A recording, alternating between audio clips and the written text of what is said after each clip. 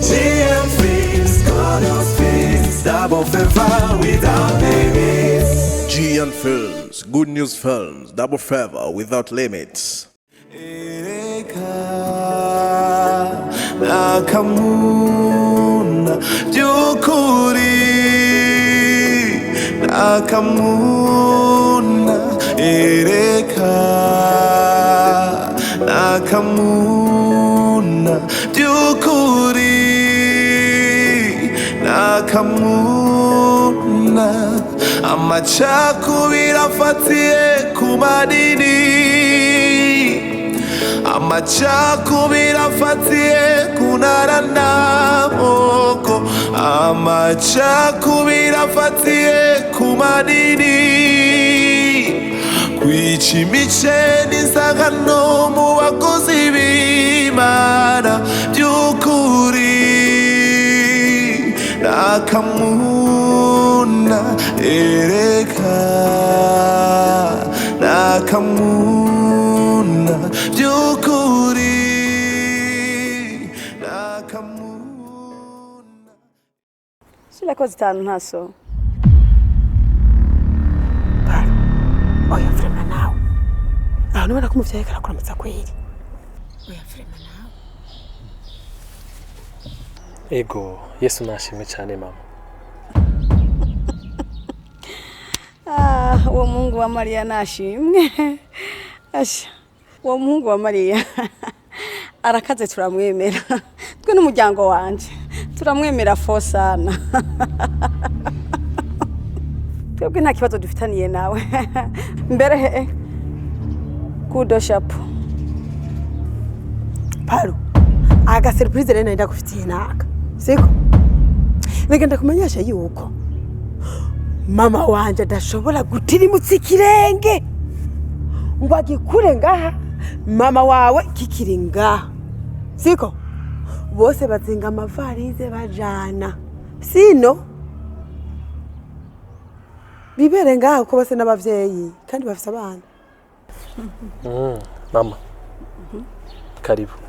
Merci.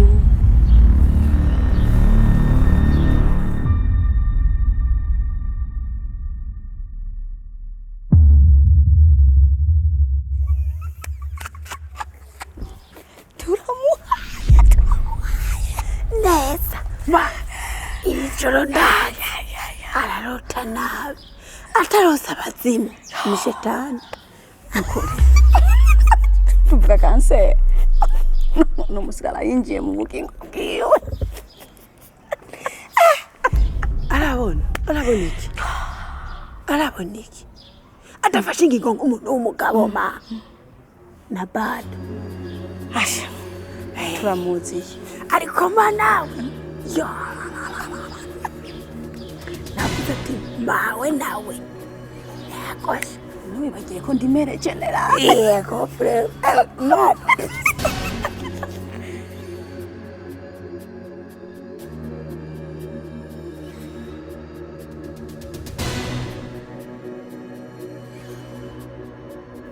Madame, uziko ikibazo cyo kwegezayo Pastor Cedric kiko kirafata intumbero nziza. Uti gutereye. Urabona kumwe Yuda yagura Yesu amahera aya 30. Pastor Cedric niko yagutse.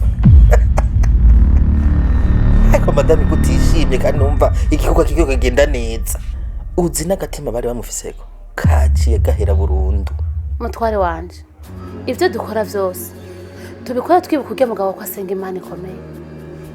Umunsi vyo shikika tugaragaza twakwisangana tuko twarabana kunyinuko. Wanzaye manyanga yawe sanga nanjye natakaye nabaye nkawe. Ariko reka ndakubwira amazi ntarenga inkombe. Numva no kugira inama. Ibi bintu reka tubigarukize hano. Kandi ugiye kuraba imyidogo yabaye myinshi mu bantu. Umverera ivyo tanguye. Nico gituma je nanka abagore b'abanyabwoba. Kintu nkora ivyo nagutumye. Ibisigaye ndimenya nubundi ntaco narimbariye. Bagore. Hoshi. Hakunshigikira mugabo umviriza uri kuragaya umugambi wanje. Bagore. Ahubwo nagize nairere kukubwira umugambi wanje. Mushingana yemwe navuga simvura ariko uko biri kose ibintu bizogira iherezo ribi ico mo naco na Akamuna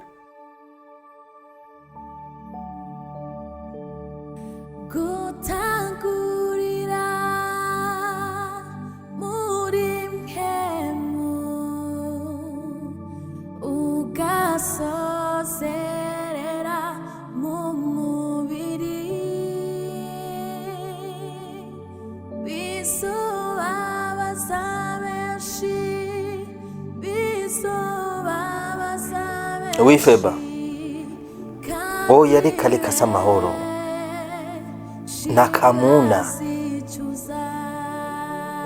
iyaranje usimbire muhiro zobukoze ibisigaye turavugana wase muhiro sawa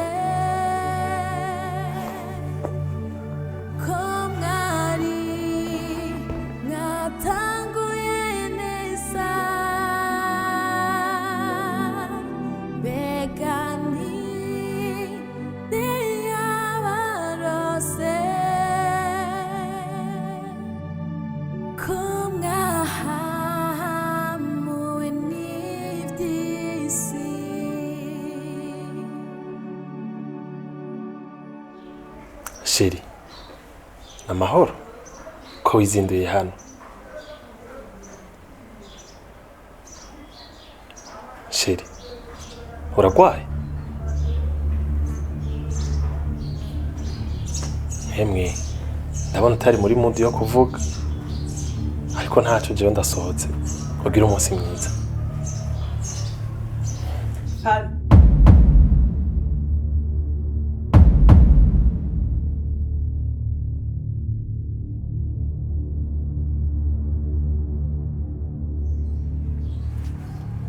ariko niko by'ukuri wahise mu bibintu je byo kuntesha umutwe mana ndakubaze berize ko yakwandikiye message ngo unyaruke wihute ngugenda amaguru adakora hasi muri business nyabaki muri ko muganira iki muri ko mupanga iki nawe tena garutse sanze wayifuse ibyo bintu nibiki uri kurahishiki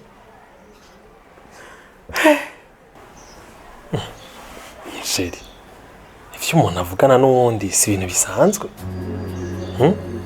reka ntabirenze nibisanzwe nyene none berize twavugana ibiki nyene okay gusa je mu by'ukuri sindiko ndakuzibira ngo mugarane oya inzira n'umuharuro genda amahirwe masa kandi genda kubwire yuko iminsi igisuma ni 40 ine gusa nta n'igice cy'umunsi babarengerejeko hariho umunsi byose bizogaragara bigatekuruka ugasigara uri kivume wewe kandi pale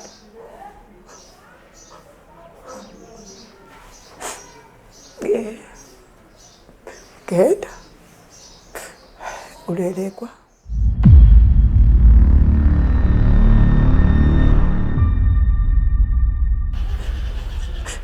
kandi kuraragiye mana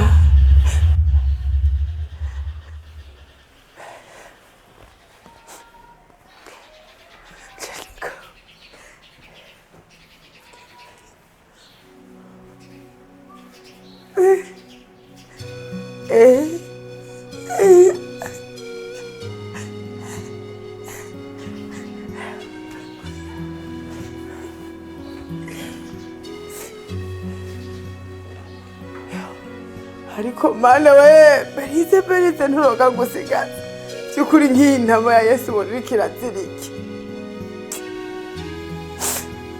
beri wandagaye umugabo wese nacyo karibu Feba murakoze cyane mukozi w'Imana nizere komeze neza nta kibazo turashima Imana ariko wanje si neza amashamba burya yashushe uziko ndiko ndamenya abandi ba pasiteri bo kuyandi mashengero bashaka kugumuka kuko batanguye kumenya ko jata diplome visi erega kandi nivyo uzi ko n'amategeko ya leta atemera ko ushobora kuyobora urushengero utagira amashuri. Ikibazo rero mfise sikindi, Pastor Cedric we warafise ibisabwa n'amategeko. Aho mfitiye ubwoba rero nuko umwanya n'umwanya ashobora kunkubita ku ntoki urushengero nkasanga fye rukagenda ndarubona kabisa. Vyari ivyo. Aho yatekana ibyo ni ibintu bito cyane. Ikibazo cha diploma nibyo nagutesha umutwe ngwino tuje mu buyenzi ndazi rutatwitahanye. Feba, cyo cyumviro cyari cyiza. Ariko twaracerewe. Ariko ndafise ikindi cyumviro. Yego. Aka gahungu ko kize sinokareka kagaserukira urusengero mu vy'amategeko. Ariko ari ivy'amanyanga nkakagira akayobozi k'ibikanganyoni. Ariko ibindi nkazobandanya ndavyikwikiranira. Erega ndacaguteze yomwe. We mbwira tuganira nta kibazo. Feba, ico nifuza niki nuko ndagutanga nka representa w'ishengero kuko usanzwe warize. Ariko nuguhenda abantu. Ce nkazobandanya ndavyikwikiranira. Ico nifuza niki nugushira igitambara cirabura ku maso y'abakristo banje. Ntibamenye ikintu kiriko kiripasa. Wowe uzoburi nk'isanamu haje. Okay, iyo ndumva ni diri. Igihe rero ngiki. Ejo nibisanzwe. Ukira ku masasampa yanje gusa. Ibisigaye ivyo ni bito. Urazi ko ntari umwana. Amafaranga azanwa n'ayandi. None ufise ikibazo kiyi. Aho ntugira ikibazo kijanye n'amahera, ivyo we ko ico nagutumye gusa. Ico kiregamye.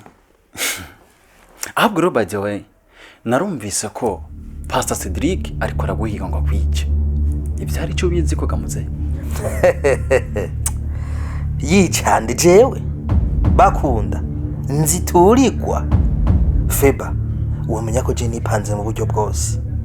Haze hagira imbwa inyurirako. Nizobona bakundo wariwe. Je narumva yuko ari bitero bisanzwe. Koko ndakwizeye. Abo mbwira Eric araho. Eric n'umuntu wanje. Wanashaka niwe nihetseko. Ahubwo bashaka kuvyura umutwe. Bawuvyure neza. Bazomenya jewe bakunda.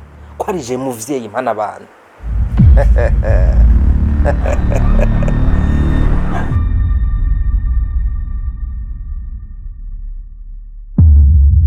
Parfait. Wakoze kwitaba ubutumire bwanjye. Ikindi naco. Urabona ko ruhora ukomplika ibintu. None ko waje tukirigwana hari inzu yahiye? Baworosha ubuzima nibisanzwe Parfait. Ntuzohora unarinda ko je ndenda kuguhamagara. Bawizana wenyene wisange ni muhiri wawe. Belize, ibyo uri kuravuga byose ndakumva kandi cyane. Ariko ikitanyorohereza cyane muri no nkuru yanje nawe n'uburyo uri kurabikoramo. Biri, uri kurikunda cyane. Nkubura navuye mu rugo ziko ziraka. Ama message yose wanyandikiye umugore yayabonye. Ikosa rikomeye cyane nakoze. Nasanze nayafuze. Naho mfise ikintu ndiko ndiyagiriza. Ariko Beri, byukuri ntubona ko ushaka kunsambuza. Ikindi naco Beri, we ntuzi yuko ari amasamba ndi mu rugo utabukwiye ku telefona ku matelefone yanje. None ga Parfait, ayo ma message wayafutiye iki? None je nawo turabasuma, nagira turi mu byo tuzi. Parfait, wowe ukeneye no kwiyakira. Ndazi yuko nawo go rugo rwawe uri guraririmba atamahoro rufisemo. Ikintu gihari nuko kwiziri wanje ukaza mu mutima wanje waguze nka kwiyakirira ukiberayo. Hama ikindi naco ayo masaha avuga ko uburi kumwe n'umugore ayi wanje na yari ko ayi wanje mbe utaye hagaciro ntaguhamagaye utigeruza kundondera. Mu bisanzwe Parfait, byose ni ubifise mu ntoki. Si wari umusheri wacu ni uri umutware wacu. Ushatse ko biparanganya bizopararangana, ushatse ko bigenda ku murongo bizoja ku murongo, ariko nivyaparangana bizoparanganira kuri wewe. Dutunganirize twese nanje shikigwa. Sawa Beri, ibyo uri kuvuga byose ndabyumva, ariko ngaruka handi nyene. Afere ziwanje nawe ndagusabye zireke kwinjira mu mugore wanje n'umuryango wanje. Reka basizigume hagati yanje nawe n'amasezerano dufitaniye. Ndakwinginze. Hama Beri, ikindi naco burya je sindi confortable n'ahantu. Pas vraiment. Ukuri. Yo Parfait, Erega n'uri kuratuma na krimi hinduka. Ushaka no kunkura muri mood. Je nimereye neza, niriwe neza. Mu bisanzwe twaje ngaha kuryoherwa. Ivyo bindi vy'ubugorane reka tubishire ku ruhande. Duhamagara umuseveri. Ijambo ryose we uvuga ndagegereza umutima kuko ari wowe urumuri mu mwijima kugukunda bindimo sindabironderera kure masiguro y'urukundo buzuye urisi amahoro yacu. Umva, we genda wigize umwana mwiza. Noneho uramenya uko bigenza. Ujya mugambi ntunanirane. Karikire twakoze igende neza. Bikakunanira. Noneho je Beriza uranze.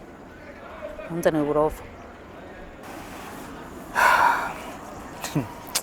Ariko Beriza, ushwe n'umwanya nino sana uramenya kweli. Ntuzi ko je ndumudahusha. Mbe ndakubwire. Eka nererigera mu idamba. Hama ndakuzanira yafi ya indi nyine ushaka wewe. Hamara ko ibintu bidatungana.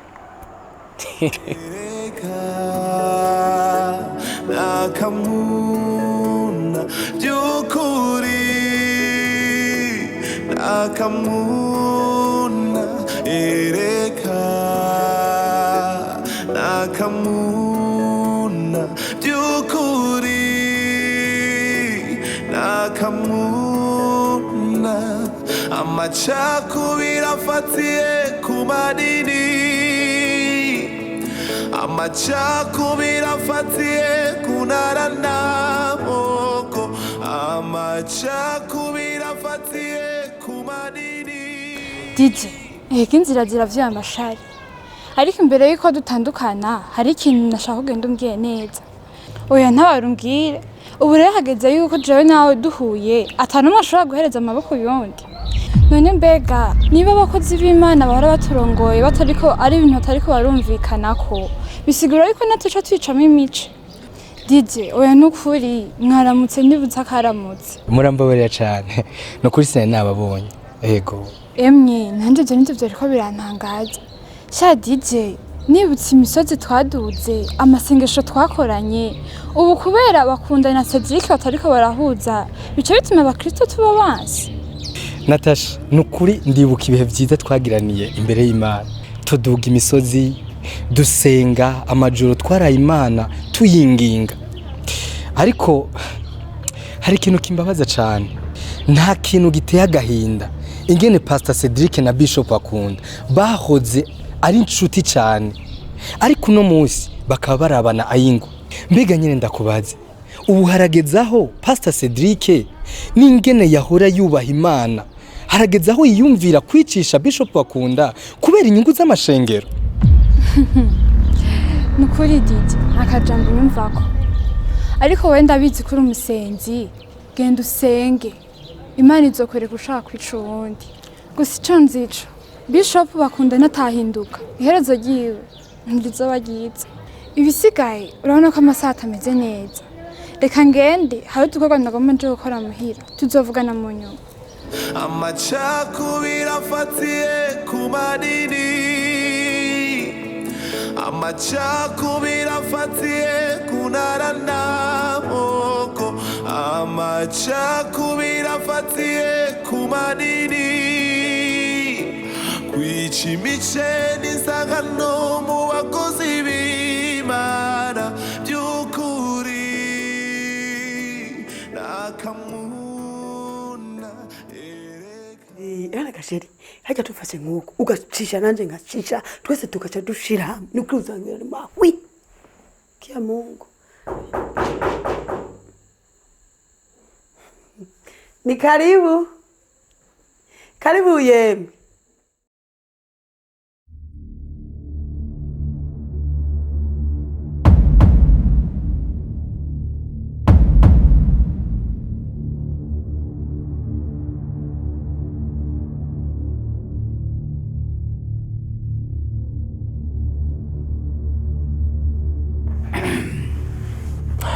Karibu mushitsi.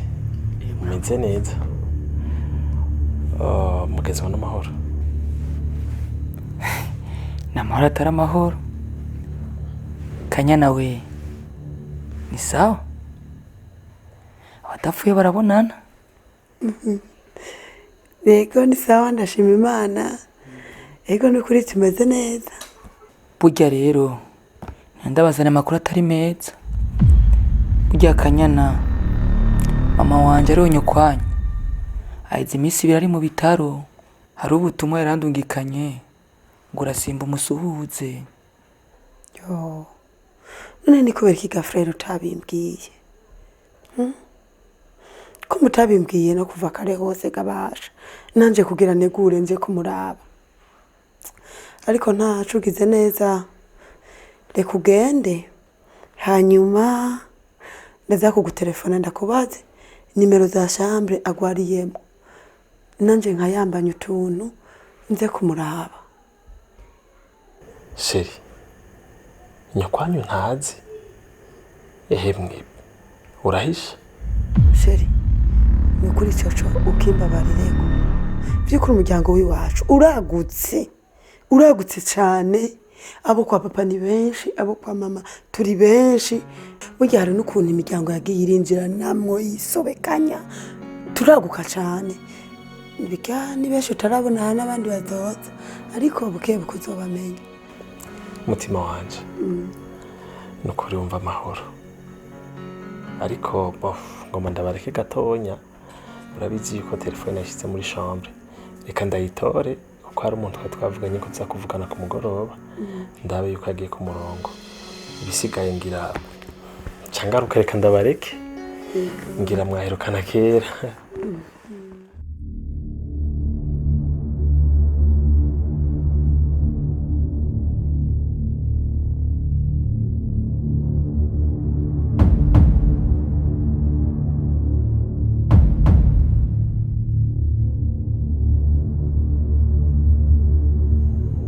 Yuda, koko izina niryo muntu?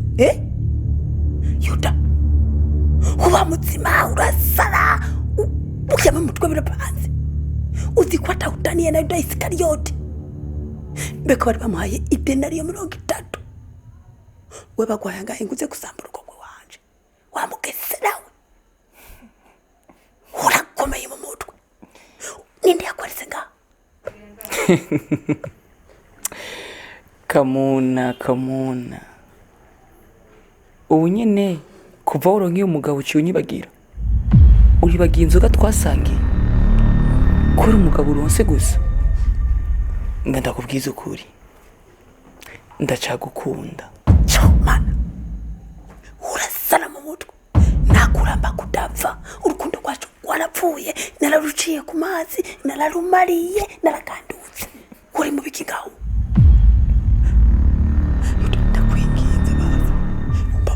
Rimwe usohoke mu rugo.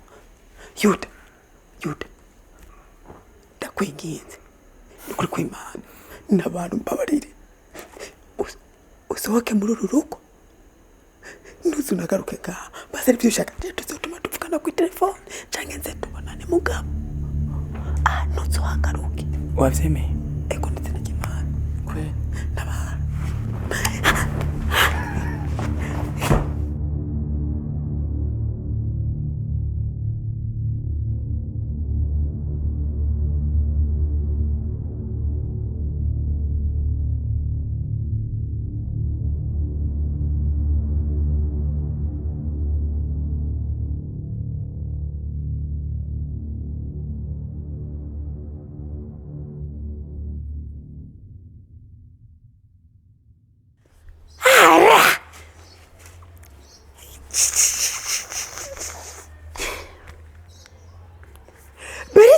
Yaramburotse ibyo bintu yavyubahutse.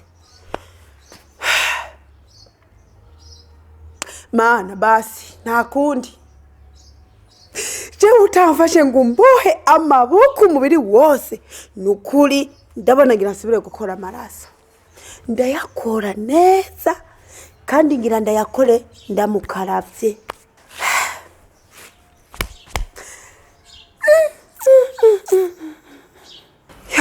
Mana we.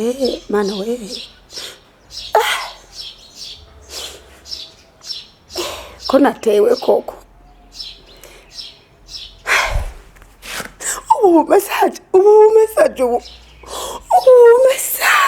jewe kumugabo wanje Belize urankwegeye icyaha mana je no kuri Belize nta kindi mbona nokora naco nakoze umugabo urana ko birangiye yiyahuye yego ngira ndamugushikirize kandi ko yase kumva niko kwiyahura kwiwe urondele aho yicaye Yuda bicarane nawe kuko bapfuye rumwe ninumva gusa mana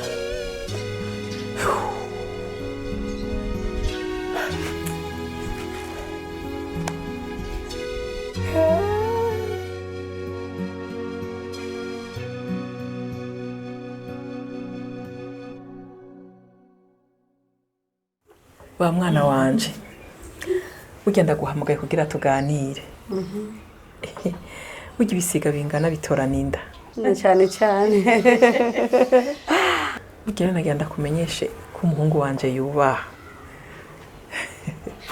niyo mpamvu yantumye yakuntumye ko ambwira ati genda muganire mwebwe mungana jewe vyananiye kumwubahuka rero urugo rwiwe ni nyabagendwa kandi nukuri arakunda abantu ariko yagiye abona muterura muza ku makenga afise ariyumvira ati mbega none uwo muvyeyi azohamara igihe kingana iki kugira ngo nawe amenye ingene ashobora kubandanya atunganya ivy'urugo rwiwe. Ba mwana ekuri ba mwana nyene ubucucu nibwo ampamagare ngahango nza kuma ndumviriza cyane icyo utazi urabaza ahanda kubwira ku majambo yose wagiye urambwira nayumvira iki icyo utazi urahuye n'umukoshi